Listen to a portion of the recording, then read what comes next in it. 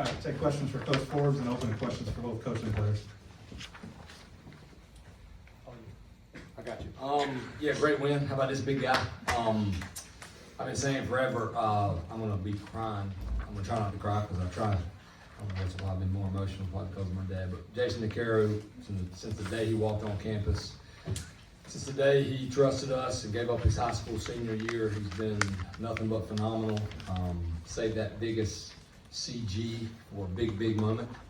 So I'm most excited for him. That was a big win. Obviously, we were joking last night that we were gonna make it go 3 games so we can make a little bit more money with concessions and food and all that good stuff with the weather being so pretty. But a really good team over there. You have to have something like that when you lose a tough game at home on a Friday. It doesn't surprise me with these guys. They're going to play. They're going to show up. They're going to play 27 outs. But when you get a performance like that, it gives you an opportunity to win. And obviously we left some guys on base, but we got a lot of guys on base as well against a really good pitching staff. We made some great plays defensively that don't show up in the box score. But at the end of the day, the story of today's game is Jason DeCaro, and I'm glad he's on our side. Grace. Jason, 23 of 31 batters, you get the first pitch strike. Just how important was that for you to go to that complete game mark? Just getting ahead early. We figured that we would get ahead. They're an aggressive team, so just going right after guys. And before that 9th inning, Coach Gaines came up to me and he was like, "Just you're in control, so pitch like it.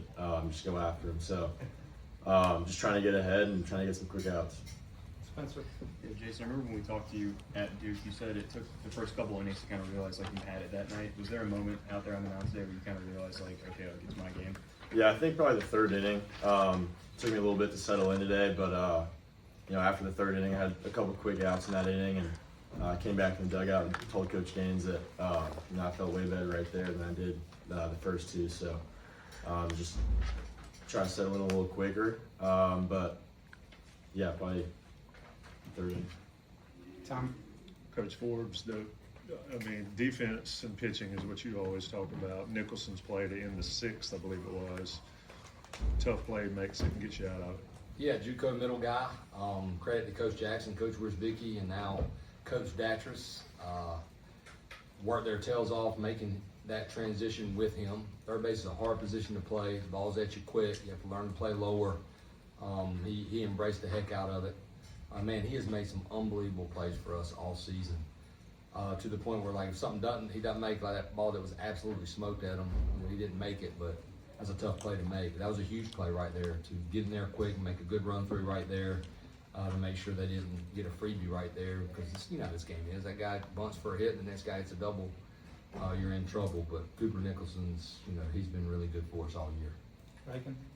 Colin, the offense did what it needed to do today, but still plenty of runners left on base and some opportunities sort of squandered 0 for 4 with bases loaded. What's the key for tomorrow and potentially the rest of the way to try to improve that mark? I think just going to stick with our approach. Like you said, we've left quite a few guys on base, but we're not going to put too much stock into that. We're not going to let that get in our heads, right? We know that we're talented. We know that we're more than capable of doing that, and we're a couple swings away from breaking this game open. It might as well save them for tomorrow. Aaron, the RL. Coach, you've been here a couple of decades now. You've seen some pretty good pitching performances. And, I know the job's not done, but if you're trying to put this into perspective today, how do you stack it up? Man, it's at the top. I have seen a lot. I don't have many great attributes, I guess, but my memory so far is pretty good. Mandy laughs at me all the time how I can remember specific moments in specific games played, because I called a lot of pitches with a lot of great pitchers. And I don't remember one in that big of a moment. They're all big, I guess I need to restate that. Jake Knapp last year, he's here hanging out with us right now. I think he threw a complete game at Florida State, I believe, against Jamie Arnold. That was a big game for us. But when you're in an elimination game, and there's this much on the line, I can't off the top of my head think of anybody that's gone out there and so it's thrown a CG. Since I've been here since 2006, except Robert Woodard, that just came to my mind. So that would be a comparable performance. me and the old Woodman were on the same page, and he just diced up Clemson. So now it's coming back to me pretty good, so that's the comp I would make. All right, then, Tommy. Also, Jason has given you a lot of flexibility for tomorrow. I imagine everybody's available except Jason. What is your pitching plan at the moment for tomorrow? You available tomorrow? Yeah. I don't know. You know, I really trust my coaches. We trust each other. We'll talk tonight. We'll meet in the morning. Matchups are important. You know, we're going to start either Caden Glauber or Folger Boas, one of those two. I just need to watch a little bit more video, see the difference between right-handed and left-handed.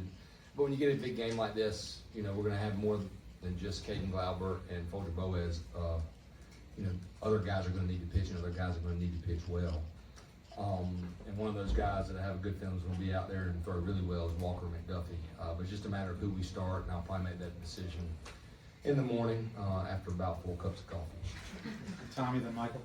Colin, you've hit a couple big home runs in the last couple of weeks. I mean, this one is tight. It's an elimination game. Just what'd you see in that second inning, and how'd that feel to sort of get your team rolling?